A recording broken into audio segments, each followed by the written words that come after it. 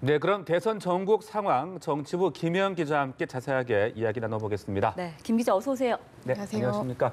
먼저 더불어민주당 문재인 후보 이야기부터 좀 해보죠. 어제 이어 오늘도 안희정 충남지사 회동을 가졌는데 분위기가 상당히 화기애애했다라고 들었습니다. 네. 어떤 이야기들이 오고 갔습니까? 네, 아까 말씀하신 것처럼 연 이틀 동안 만났습니다. 그러니까 어제는 충남지사의 관저에 문재인 후보가 직접 찾아갔고요. 오늘은 충남도청을 찾았습니다.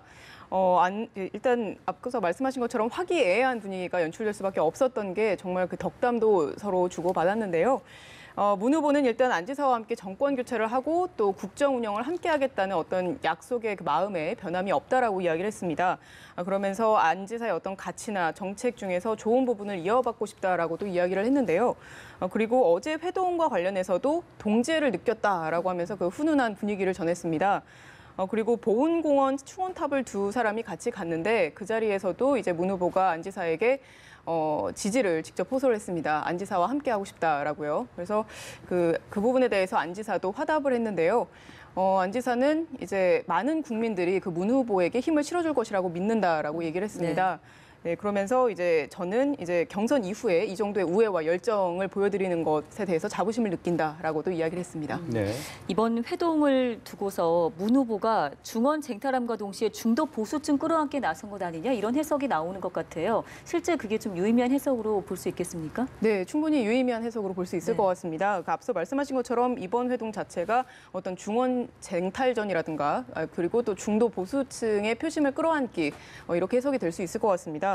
그 현재 국민의당 안철수 후보가 그 매서운 지지율 상승세를 기록하고 있지 않습니까? 네. 그러다 보니까 이제 안 지사에게 그렇게 같이 끌어안고 이렇게 지지를 호소하는 모습을 보임으로써 역대 선거에서 늘 캐스팅보트 역할을 해왔던 그 충청 중원 민심을 이제 잡을 수 있을 것이라는 어떤 기대감이 읽히는 대목인데요. 네. 또 한편으로는 안 지사를 지지했던 중도 보수층의 이탈도 최소화할 수 있지 않을까라고 기대하는 게 이제 문 후보 측의 입장입니다. 문 후보가 또 아마 지금 이재명 성남시장을 만나고 있을 텐데요. 네. 오늘 저녁에 이재명 성남시장까지 만난 데 이어서 내일은 또 이제 문 후보와 이제 안 지사 그리고 이재명 성남시장까지 세 사람이 모두 한 자리에 또 동시에, 모입니다. 예. 예. 근데 그 의미 자체가 같은 맥락에서 세 사람의 어떤 통합이라든지 그 원팀의 모습을 이제 무언의 메시지로 국민들에게 이제 제시할 수 있을 거라는 이제 기대감이 읽히는 대목입니다. 네. 네, 그리고 문재인 후보와 국민의당 안철수 후보 두 사람 모두 나란히 군부대를 방문을 했더라고요. 그러니까 네.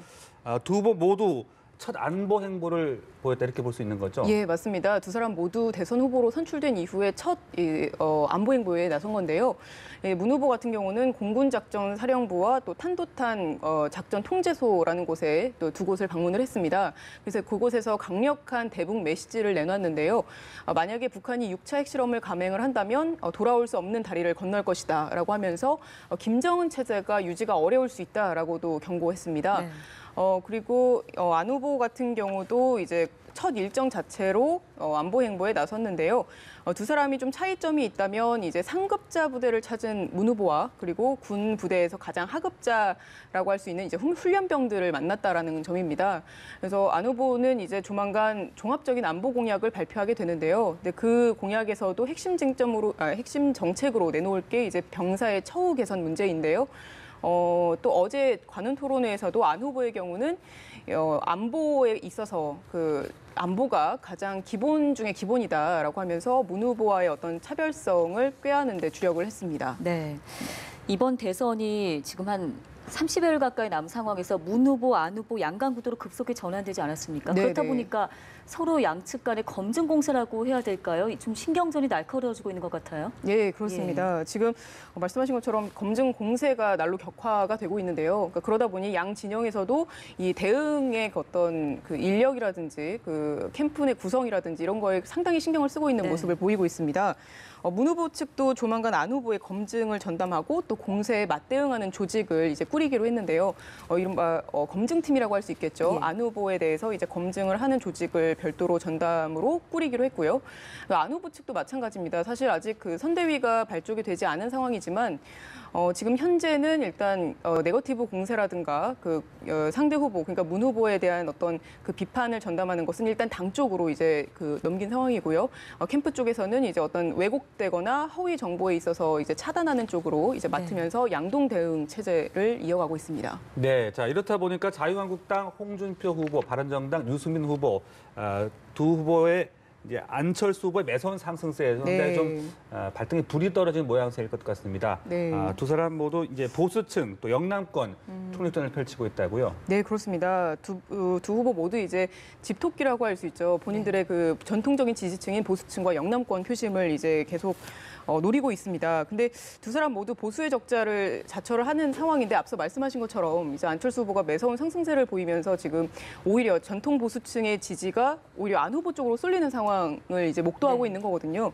그러다 보니까 이제 홍 후보의 경우도 오늘 보면 공동선대위원장에 박정희 예비역 대장을 이제 임명을 했습니다. 근데 박정희라는 사람이 이름 자체가 사실 박정희 전 대통령의 이름을 상기시키지 않습니까? 그러니까 그 군 출신인 그 박정희 대장을 이제 임명을 함으로써 어떤 박정희 전 대통령에 대한 향수 그리고 전통 보수층의 지지를 끌어올리기 위한 어떤 이제 하나의 보관으로서 이제 역할을 하게끔 한 것 같고요.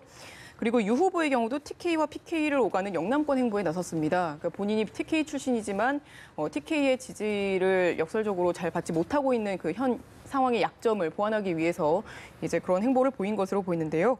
두 사람은 서로 간의 친경전도 치열하게 벌였습니다. 홍 후보의 경우는 바른정당은 어떤 그 대선 정국에서 전혀 변수가 될 수 없다라고 이제 바른정당과의 연대 문제가 아니라 합당 문제다라고 깎아내렸고요. 네. 유 후보도 마찬가지로 이제 이런 사람이 보수의 대표가 돼서는 안 된다. 그러니까 홍 후보의 경우 대통령이 돼서도 법원의 재판을 계속 받게 될 것이다라고 이야기하면서 비판을 했습니다. 네. 네, 알겠습니다. 지금까지 김혜영 기자와 함께 대선 전국 관련된 상황 살펴봤습니다. 잘 들었습니다. 고맙습니다.